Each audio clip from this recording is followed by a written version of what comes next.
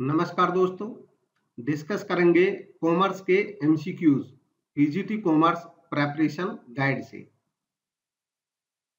PGT commerce preparation guide नाम से ये पीजीटी के कॉम्पिटिटिव एग्जाम्स के लिए प्रिपेयर करने के लिए एक बुक है हमारी, जो अमेजोन पे ऑनलाइन अवेलेबल है। आप उसको खरीद सकते हैं, बाय कर सकते हैं।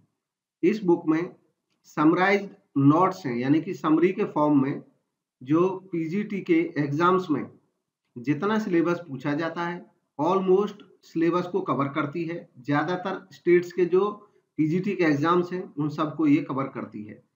आपको समरी के फॉर्म में चैप्टर वाइज नोट्स मिलेंगे। टोटल चैप्टर्स के थ्रू आप उसको पढ़ सकते हैं। एक तरह से आप पूरे सिलेबस को रिवाइज कर सकते हैं। इसके बाद उसमें बाद में क्वेश्चंस दिए हैं, क्वेश्चन बैंक है, 2000 प्लस क्वेश्चन है, 2000 से ज़्यादा एमसीक्यूज हैं। उनको हम इस सीरीज में जो क्वेश्चन है उनको डिस्कस कर रहे हैं। और आज का जो क्वेश्चन है वो है 801 क्वेश्चन से स्टार्ट करेंगे आज के वीडियो में। सबसे पहला क्वेश्चन है, according to the International Institute for Labour Studies IILS model the basic 4 elements of industrial relations. एक बात और महत्वपूर्ण, बुक जो है वो केवल इंग्लिश मीडियम में अवेलेबल है।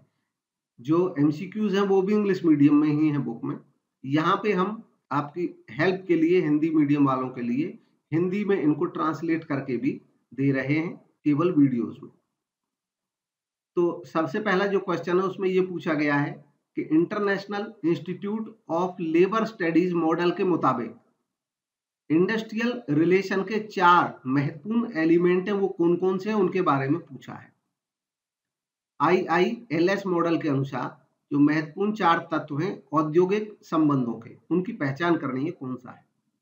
गिवन ऑप्शंस में जो सही जवाब है वो है option B, environment, parties, processes and rules. Next है, dash is the process of acquiring, training, appraising and compensating employees and attending to their health and safety concerns. इनमें से एक ऐसा है जिसके बारे में बात हो रही है, वो कर्मचारियों को एक्वायर करने, कर्मचारी यानी कि लेने, संस्था में रखने, उनको प्रशिक्षण देने, मूल्यांकन करने, उनकी सैलरी, मुआवजा देना और उनके स्वास्थ्य और सुरक्षा संबंधी चिंताओं पर ध्यान देने की पूरी एक प्रक्रिया है। ये क्या है यह बताना है। तो जो सही जवाब है उसका आपको पता लगाना है कौन सा है। इसका जो सही जवाब है वो है option B, human resource management, मानव संसाधन प्रबंधन। नेक्स्ट है, which of the following is not an example of an employers federation at national level. इनमें से कौन सा ऐसा है जो राष्ट्रीय स्तर पर नियोक्ता संघ का उदाहरण नहीं है। जैसे कर्मचारियों के संघ होते हैं वैसे नियोक्ताओं के भी संघ होते हैं। हमें इनमें से बताना है एक ऐसा है जो नियोक्ताओं का संघ नहीं है, बाकी 3 नियोक्ताओं के संघ है। गिवन ऑप्शंस में से सही जवाब है option C, United Planters Association of India. इसको छोड़ करके बाकी जो तीनों हैं ये एम्प्लॉयर्स के फेडरेशन है, एम्प्लॉयर्स की एसोसिएशन है जो एम्प्लॉयर्स के हितों में काम करती हैं। एम्प्लॉयर यानी कि जो इंडस्ट्रियल होते हैं, जो लोग लोगों को काम पर रखते हैं, उनकी बात हो रही है। Next, dash is the person appointed voluntarily if the dispute is not settled by the conciliation. जब कोई डिस्प्यूट हो जाता है तो उसको डिस्प्यूट को रिजोल्व करने की कई तकनीक होती हैं, कई तरीके होते हैं, टूल्स होते हैं। इनमें इस क्वेश्चन में पूछा गया कि जब कंसिलिएशन की जो प्रोसेस अपनाई जाती है अगर उससे समाधान ना हो तो ऐसे केस में किसकी नियुक्ति की जाती है उस डिस्प्यूट के रिजोल्व के लिए। गिवन ऑप्शंस में से बताना है कौन सा सही जवाब है। तो जो सही जवाब है इसका वो है ऑप्शन डी, आर्बिट्रेटर। आर्बिट्रेटर मध्यस्थ की तरह काम करता है, डिस्प्यूट सेटलमेंट का काम करता है अगर कंसिलिएशन प्रोसेस नहीं काम कर पाती है। Next, select which of the given items are not normally dealt with by the works committee. इसमें से ये कह रहे हैं वर्क कमेटी होती हैं संस्थाओं में, इंडस्ट्री जो होती हैं वहां पे वर्क्स कमेटीज बनाई जाती हैं जिन संस्थानों में 100 से ज्यादा इंडस्ट्रियल संस्थानों में 100 से ज्यादा जहाँ पे वर्कर काम करते हैं तो वर्क्स कमेटी होती है। इसमें से पूछा है कि नॉर्मली इनमें से कौन सा इशू ऐसा है जिसको वर्क कमेटी डील नहीं करती है, वर्क कमेटी के अंदर वो नहीं आता है, उसको पहचानना है। बाकी जो 3 मुद्दे हैं वो वर्क्स कमेटी उनकी देखरेख करती है। तो आप दोनों हिंदी इंग्लिश में पढ़ लें, देखे सही कौन सा है। गिवन ऑप्शंस में जो सही जवाब है वो है option B, matters relating to victimization for trade union activities, retrenchment, lay off. Works committee के ये दायरे में नहीं आता है, बाकी तीनों चीजें वर्क्स कमेटी के दायरे में आती हैं, इनकी देखरेख करती है। Next, Jamshedpur labour union is an example of. Jamshedpur मजदूर संघ इनमें से उदाहरण है किसका, यह बताना है। गिवन ऑप्शंस में जो सही जवाब है वो है option C, local level general union, स्थानीय स्तरीय सामान्य संघ। दरअसल आज के वीडियो में जो क्वेश्चंस हैं इनमें से ज्यादातर क्वेश्चंस झारखंड के पीजीटी कॉमर्स के एग्जाम में आए हुए हैं।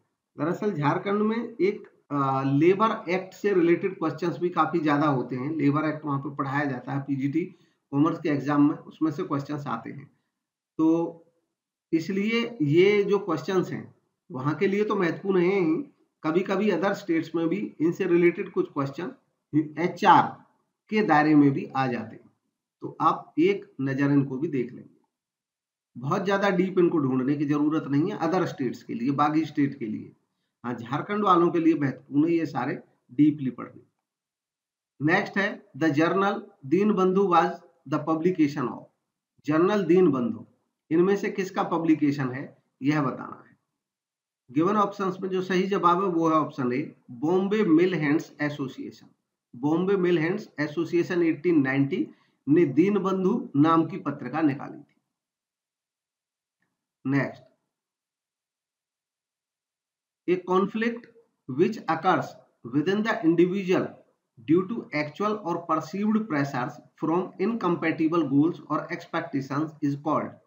क्वेश्चन में पूछा गया है एक ऐसा कॉन्फ्लिक्ट, एक ऐसा विवाद जो होता है इंडिविजुअल्स में एक्चुअल या परसीव्ड प्रेशर की वजह से, विद इन द इंडिविजुअल यानी कि एक व्यक्ति के अंदर, स्वयं के अंदर, क्योंकि जो एक्चुअल उस पर प्रेशर होता है, परसीव्ड प्रेशर होता है, उसमें अंतर रहता है इनकम्पैटिबल गोल्स या एक्सपेक्टेशंस की वजह से।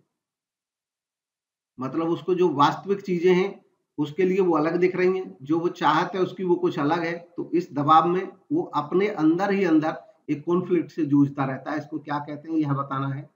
गिवन ऑप्शंस में जो सही जवाब है वो है option C, intrapersonal conflict. एक व्यक्ति स्वयं अपने ही मन में अंदर ही अंदर जूझता रहता है, कॉन्फ्लिक्ट की सिचुएशन में रहता है।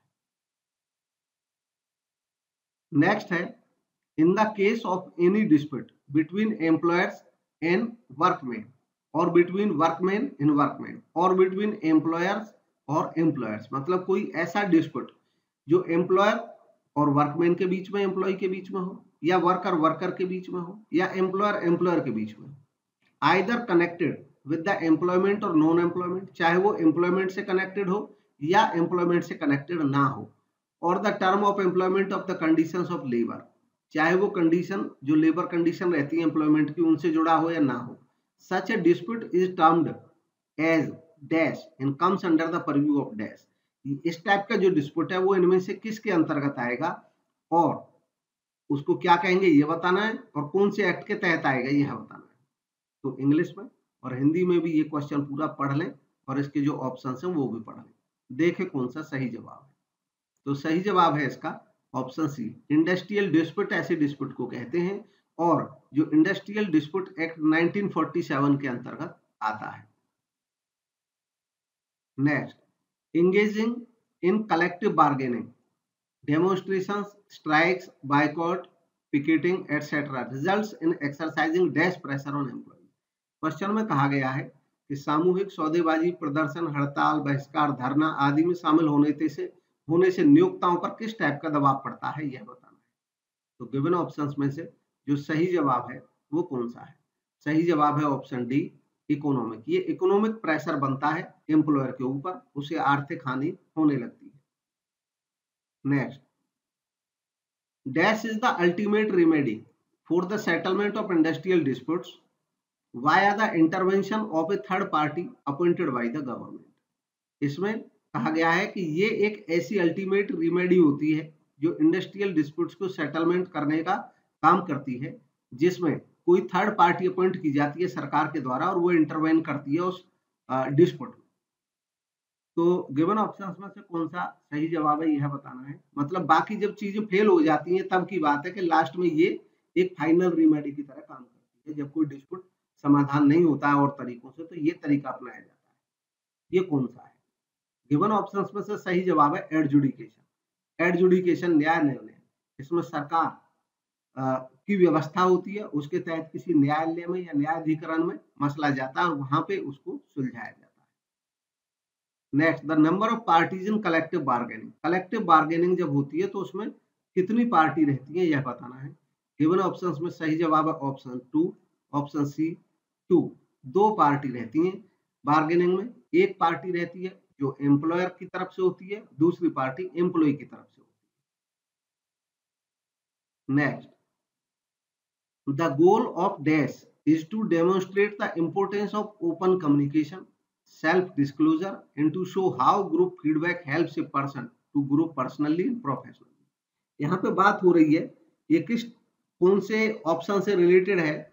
इसका लक्ष्य होता है खुले संचार, आत्म प्रकटीकरण के महत्व को प्रदर्शित करना और यह दिखाना कि समूह की प्रतिक्रिया किसी व्यक्ति को व्यक्तिगत और पेशेवर रूप से विकसित होने में कैसे मदद करती है। ये किससे रिलेटेड है यह बताना है। गिवन ऑप्शंस में सही जवाब है ऑप्शन बी, जौहरी विंडो। जौहरी विंडो एक ऐसी व्यवस्था है, दरअसल जौहरी विंडो एक टेक्निक है जिसमें मैनेजर और टीम लीडर जो होते हैं वो कम्युनिकेट करते हैं, सेल्फ अवेयर करते हैं, प्रोडक्टिविटी बढ़ाते हैं, वर्क पे अच्छा माहौल क्रिएट करते हैं संस्था में। जौहरी विंडो क्यों कहा जाता है? क्योंकि इस टेक्निक को जो इजाद करने वाले थे वो 2 थिंकर थे और उन थिंकर्स के नाम थे, एक का नाम था जोसेफ लोफ्ट और दूसरे का नाम था हैरी इंघम। तो जोसेफ का जो लिया है यहाँ पे और हैरी का री लिया है और इस तरह से ये जौहरी विंडो बन जाता है। नेक्स्ट है, carefully read the given statements 1 and 2 and select the most appropriate conflict resolution technique they represent। यहाँ पे बात हो रही है कॉन्फ्लिक्ट रिजोल्यूशन की एक टेक्निक, यानी कि जो विवाद होते हैं उनके समाधान की तकनीक की बात हो रही है। ये 2 स्टेटमेंट पढ़ रहे हैं और फिर बताना है ये कौन सी टेक्निक के बारे में बात कर रहे हैं, कौन सी टेक्निक के बारे में बात कर रहे हैं। हिंदी में भी आप पढ़ ले, दोनों कथन को 2 कथन दिए हैं, 2 स्टेटमेंट दिए और देखें कौन सी टेक्निक की बात हो रही है। जो स्टेटमेंट 1 है इसको पढ़ ले। It is also known as accommodating the concerns of other people than one's own concern in the event of conflict. ये कह रहे हैं कि इसको एकोमोडेटिंग भी कहा जाता है इस तकनीक को, जिसमें जो लोग बाकी लोगों के कंसर्न्स होते हैं वो अपने के अलावा दूसरे को हम एकोमोडेट करते हैं अपने स्वयं के कंसर्न्स के हट के। स्टेटमेंट 2 है, it is employed to provide temporary relief from the conflict. या कॉन्फ्लिक्ट से टेम्परेरी रिलीफ प्रोवाइड कराता है until the time या until the other party is in a better position to push back। जब तक जो दूसरी पार्टी होती है वो पुशबैक करने की बेटर पोजीशन में नहीं होती, यानी कि जब तक वो दबाव में रहती है तब तक ये टेक्निक उसको रिलीफ देने का काम करती है। तो गिवन ऑप्शंस में से देखिए कौन सा इसका सही जवाब है। इसका जो सही जवाब है वो है ऑप्शन ए, स्मूथिंग। ये स्मूथिंग टेक्निक होती है।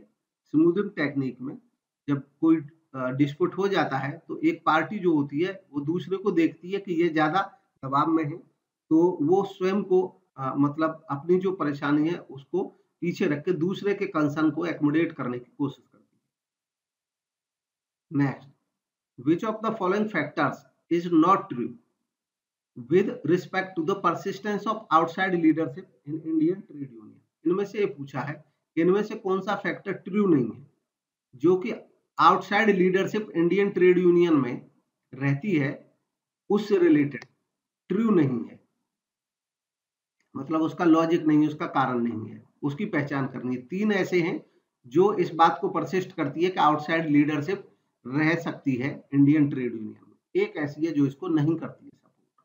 तो गिवन ऑप्शंस में से पहचान करें कौन सा इसका सही जवाब है। इसका जो सही जवाब है वो है option C, increased literacy and enhanced linguistic competence among the industrial workers to adhere to administrative laws, standing order and collective agreement. देखिए, जब इंक्रीज्ड लिटरेसी रहेगी ट्रेड में, जो लोग काम करते हैं ट्रेड यूनियन में, खासतौर पे जो लेबर तबके के लोग, अगर लिटरेसी बहुत ज्यादा होगी तब उन्होंने आउटसाइड लीडरशिप की जरूरत नहीं पड़ेगी। तो ये सही जवाब है। बाकी तीनों जो हैं ये बताते हैं कि आउटसाइड लीडरशिप की रिक्वायरमेंट इन कारणों से पड़ सकती है। नेक्स्ट है the two dominant aspects of industrial relations are, औद्योगिक संबंधों के दो प्रमुख पहलू हैं, उनकी पहचान करनी है, कौन सा सही जवाब है। तो गिवन ऑप्शंस में इसका जो सही जवाब है वो है option D, cooperation in conflict. Industrial relation में दो महत्वपूर्ण एस्पेक्ट होते हैं जो डोमिनेंट रोल प्ले करते हैं। नेक्स्ट है the personnel department of an organisation is concerned with, जो पर्सनल डिपार्टमेंट एक ऑर्गेनाइजेशन का होता है उसका क्या काम होता है यह बताना, वो किससे कंसर्न होता है। सो सही जवाब है option A, staff administration, staff प्रशासन। नेक्स्ट है negotiation of labour contract by union and management is referred to as, negotiation labour contract का यूनियन और मैनेजमेंट के अंतर्गत ये क्या कहलाता है, इनमें से किसके अंतर्गत आता है यह बताना है। गिवन ऑप्शंस में जो सही जवाब है वो है ऑप्शन डी, कलेक्टिव बार्गेनिंग। जो नेगोशिएशन होती है यानी कि बातचीत होती है यूनियन और प्रबंध के बीच में, उसको कलेक्टिव बार्गेनिंग का नाम दिया जाता है। नेक्स्ट है the systematic collection, evaluation and organisation of information about jobs is called, job के बारे में, किसी कार्य के बारे में सिस्टमैटिक तरीके से जानकारी कलेक्ट करना, इवैल्यूएट करना और ऑर्गेनाइज करना इंफॉर्मेशन को, ये क्या कहलाता है यह बताना है। गिवन ऑप्शंस में सही जवाब है ऑप्शन बी, इसको वर्क एनालिसिस या जॉब एनालिसिस इसको कहा जाता है, कार्य विश्लेषण। Next, from the following which act deals with the provisions of health, safety and welfare of employees और वर्कर्स, इनमें से कौन सा एक्ट ऐसा है जो एम्प्लॉइज के हेल्थ, सेफ्टी और वेलफेयर के बारे में बात करता है, डील करता है। तो गिवन ऑप्शंस में से जो सही जवाब है उसका पता लगाएं। सही जवाब है ऑप्शन बी, फैक्ट्री एक्ट 1948, कारखाना अधिनियम 1948, कर्मचारियों के स्वास्थ्य, सुरक्षा, कल्याण से संबंधित है। नेक्स्ट है job description in job specification, कार्य विवरण और कार्य विशिष्टीकरण are two different elements of, ये दो डिफरेंट एलिमेंट हैं, किसके किसके दो अलग अलग तत्व हैं यह बताना है, ये दोनों किसी एक के एलिमेंट हैं।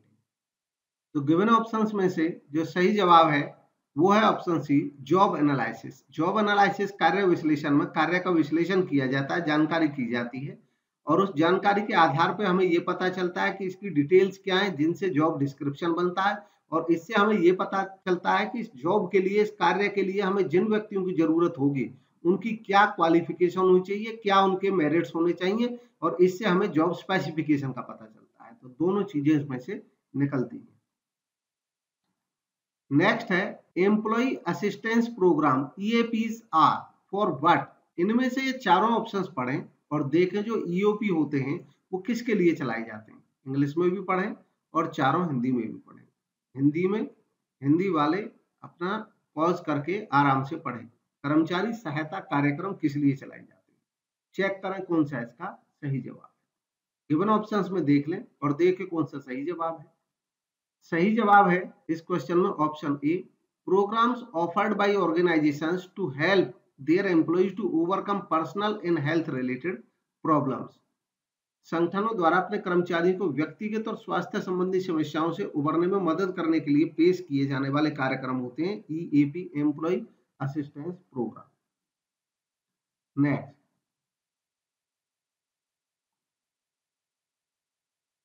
a performance assessment in which co-workers provide input into employees performance, एक एम्प्लॉय की परफॉर्मेंस में, एक कर्मचारी के प्रदर्शन के मूल्यांकन में, परफॉर्मेंस के मूल्यांकन में जो सहकर्मी कर्मचारी होते हैं, साथी कर्मचारी, वो इनपुट प्रोवाइड करते हैं, वो बताते हैं कि एक ऐसा काम करता है, तो इस प्रणाली को क्या कहते हैं यह पूछा गया है। चेक करें कौन सा सही जवाब है। सही जवाब है ऑप्शन बी, पीयर इवैल्यूएशन, सहकर्मी मूल्यांकन इस प्रणाली को कहा जाता है। Next, an unauthorised in illegal strike that occurs during the terms of an existing contract. जब कोई मौजूदा अनुबंध चल रहा हो, उसकी शर्तें हों और उसके दौरान कोई अनअधिकृत या अवैध हड़ताल अगर की जाती है तो उसको क्या कहते हैं, यह बताना है। गिवन ऑप्शंस में से जो सही जवाब है वो है ऑप्शन बी, इसको वाइल्ड कैट स्ट्राइक कहा जाता है। Next, enhancing jobs by giving employees more opportunity to plan and control their work। कर्मचारियों की जॉब को, किसी कार्य को ज्यादा समृद्ध करना, एम्प्लॉइज को, कर्मचारियों को ज्यादा अपॉर्चुनिटी दे करके प्लान और कंट्रोल की, यानी कि वो प्लान कर सके और ज्यादा से ज्यादा कंट्रोल कर सके, ये अपॉर्चुनिटी उनको दी जा रही है और इस तरह उनकी जॉब को समृद्ध किया जा रहा है। इसको कहते क्या है, ये पूछा है। तो गिवन ऑप्शंस में से सही जवाब option A, job enrichment, job कार्य संवर्धन इसको कहा जाता है, नौकरी संवर्धन या कार्य संवर्धन। Next, a financial protection plan for executives in case they are served from the organisation. संगठन से सेवा प्राप्त होने की स्थिति में जब संस्था से कोई व्यक्ति हट के जाता है, छोड़ के जाता है, तो एक वित्तीय सुरक्षा योजना उसको दी जाती है, उसको क्या कहते हैं, यह बताना है। गिवन ऑप्शंस में से सही जवाब है ऑप्शन डी, गोल्डन पैराशूट इसको कहा जाता है, golden parachute. Next, employees are free to join the union और not and those who decline need not to pay union dues. एक ऐसी व्यवस्था किसी कारखाने में, किसी संस्था में, तो जो एम्प्लॉइज हैं वो फ्री होते हैं कि वो उसकी यूनियन में, लेबर यूनियन में, कर्मचारियों की यूनियन में शामिल हो ना हो, और उसका वो जो ड्यूज है वो दें या ना दें, इससे कोई फर्क नहीं पड़ता, वो संस्था में बने रह सकते हैं। इसको क्या कहते हैं, तो जो सही ऑप्शन है उसका चयन करें। गिवन ऑप्शंस में से सही जवाब है ओपन शॉप, खुली दुकान। क्लोज्ड शॉप ऑलरेडी एक क्वेश्चन हम कर चुके हैं प्रीवियस वीडियो में, जहां पे क्लोज्ड सिस्टम होता है कि आप अगर आओगे तो आपको मेंबर बनना ही पड़ेगा, अदरवाइज आप संस्था में नहीं रह पाओगे। ओपन शॉप में मुक्त होते हैं, खुले होते हैं, आप चाहे तो यूनियन का सदस्य बनिए, ना चाहे तो ना बनिए। नेक्स्ट, जॉब रोटेशन है, जॉब रोटेशन क्या है, तो गिवन ऑप्शंस में से देखें कौन सा सही जवाब है। सही जवाब है option B, moving a trainee from job to job to provide cross training. एक ट्रेनी को, एक शुरुआत में जब कोई व्यक्ति सीखने आता है तो उसको अलग अलग जॉब पे रखा जाता है, इसको जॉब रोटेशन रहते हैं। किसी दिन उसको एक काम पे लगाएंगे, किसी दिन दूसरे डिपार्टमेंट में दूसरे काम पे लगा देंगे। Next, quality of work life is measured with the help of. कार्य जीवन की गुणवत्ता किसकी मदद से मापी जाती है, यह बताना। सही जवाब है option D, all of these. इन सभी का यूज होता है, performance criteria, attrition rate, absenteeism data, इन सबको चेक करके हम ये पता लगा सकते हैं अगर ये फेवरेबल है तो क्वालिटी ऑफ वर्क लाइफ अच्छी मानी जा सकती है। Next, a candidate is likely to receive a more favourable evaluation if preceded by mediocre applicants and a less favorable evaluation if preceded by strong applicants। Question में पूछा गया है कि एक उम्मीदवार कैंडिडेट है, आपके पास आता है, आप इंटरव्यू ले रहे हैं या परफॉर्मेंस इवैल्यूएशन कर रहे हैं, तो अगर उससे पहले जो एम्प्लॉइज थे अगर वो मीडियोकर थे तो इसका प्रभाव ये पड़ेगा कि उस एम्प्लॉय के प्रति फेवरेबल इवैल्यूएशन होगा, और अगर उससे पहले जिनका इवैल्यूएशन हुआ है वो एम्प्लॉय बड़े स्ट्रॉन्ग एप्लीकेंट थे, बहुत ज्यादा काम करने वाले थे, अच्छा काम करने वाले थे, तो लेस फेवरेबल इवैल्यूएशन उस एम्प्लॉय का हो। इसको क्या कहते हैं, सिचुएशन को क्या कहते हैं। हिंदी में भी सारे ऑप्शन पढ़े। तो गिवन ऑप्शंस में से जो सही जवाब है वो है option C, contrast effect. Contrast यानी कि कंट्रास्ट, तुलना में एक ही व्यक्ति है, उसकी परफॉर्मेंस वही है, मान लो वो डेली की 50 यूनिट बनाता है और उससे पहले हमने जिन एम्प्लॉइज को एवेल्यूएट किया, कोई 40 बना रहा था, कोई 30 बना रहा था, तो हम कहेंगे कि ये तो अच्छा बनाता है। लेकिन यही एम्प्लॉय है, अगले सेशन में कभी फिर से इसका एवेल्यूएशन होता है और ये वही 50 यूनिट बनाता है, और इससे पहले जिन एम्प्लॉइज का एवेल्यूएशन हो रहा उनमें कोई 60 बनाता था, कोई 70 बनाता था, तो कहेंगे कि ये तो उतना अच्छा काम नहीं करता। तो कॉन्ट्रास्ट इफेक्ट आ जाता है, उस व्यक्ति की परफॉर्मेंस वही है। Next, which of the following refers to the process wherein various tasks and activities are assigned to different departments and people in the organization. उस प्रक्रिया के बारे में पूछा जा रहा है जिस प्रक्रिया में संगठन में विभिन्न अलग अलग डिपार्टमेंट में अलग अलग व्यक्ति होते हैं, उन सबको अलग अलग टास्क और एक्टिविटीज असाइन किए जाते हैं, इसको क्या कहते हैं? तो गिवन ऑप्शंस में से देखें सही जवाब ऑप्शन बी डिफरेंशिएशन, विभेदीकरण इसको कहा जाता है। अलग अलग डिफरेंट टास्क सभी को सौंपे जाते हैं। नेक्स्ट, अकॉर्डिंग टू गी इन थायर मॉडल, गी और थायर दो थिंकर्स के नाम है, सरनेम है ये उनके, उनका एक मॉडल है फॉर आइडेंटिफाइंग ट्रेनिंग नीड्स, जिनमें ट्रेनिंग की नीड्स को आइडेंटिफाई किया जाता है। Which of the following is required, इनमें से कौन सा रिक्वायर्ड होता है नीड मॉडल के अकॉर्डिंग? गिवन ऑप्शंस में से सही जवाब है option D, all of the above. जो गी एंड थायर थे, इन्होंने एक मॉडल दिया था ट्रेनिंग नीड एनालिसिस नाम से, जिसमें ये एनालाइज किया जाता है कि ट्रेनिंग की क्या नीड है, किस एम्प्लॉय को नीड है, कौन से काम की नीड है। इसमें ऑर्गेनाइजेशनल एनालिसिस भी किया जाता है ताकि ये पता पड़े ऑर्गेनाइजेशन को क्या नीड है, टास्क एनालिसिस भी किया जाता है ताकि ये पता पड़े कि कौन सा काम सिखाना है, और मेन एनालिसिस भी किया जाता है ताकि ये पता चले कि इस व्यक्ति को कौन सी चीज की जरूरत है सीखने।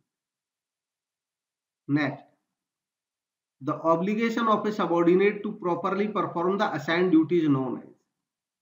एक सबऑर्डिनेट को जब कोई काम सौंपा जाता है तो ये उसकी ऑब्लिगेशन होती है, ऑब्लाइज होता है कि वो मतलब उसका ऑब्लिगेशन होती है, उसकी जिम्मेदारी होती है कि वो इसको ठीक तरीके से करे। इस बात को क्या कहते हैं ये पूछा गया। गिवन ऑप्शंस में सही जवाब है रिस्पॉन्सिबिलिटी, इसको रिस्पॉन्सिबिलिटी कहा जाता है, जिम्मेदारी कहा जाता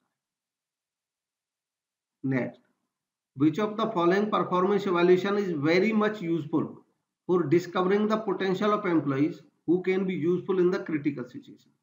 इसमें ये पूछा है कि इनमें से कौन सा परफॉर्मेंस इवैल्यूएशन की ऐसी टेक्निक है जो बहुत ज्यादा यूजफुल होती है किसी एम्प्लॉय के बारे में ये डिस्कवर करने के लिए, पता लगाने के लिए कि क्रिटिकल सिचुएशन में वो कितना महत्वपूर्ण हो सकता है।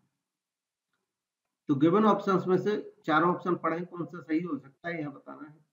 जो सही जवाब है वो है option B, critical incident method, गंभीर घटना में। Next, which one of the following is a false statement, ये चार स्टेटमेंट दिए, कौन सा फॉल्स है उसका पता लगाना है। तो गिवन ऑप्शंस में से जो सही जवाब है वो है option D, HRM does not necessitate alignment of HR policy with the organisation strategy. ये रॉन्ग स्टेटमेंट है। HR ऑर्गेनाइजेशन की जो स्ट्रेटेजी है उसके हिसाब से HR पॉलिसीज को भी अलाइन रखना पड़ता है। तो ये फॉल्स है, बाकी तीनों स्टेटमेंट करेक्ट स्टेटमेंट।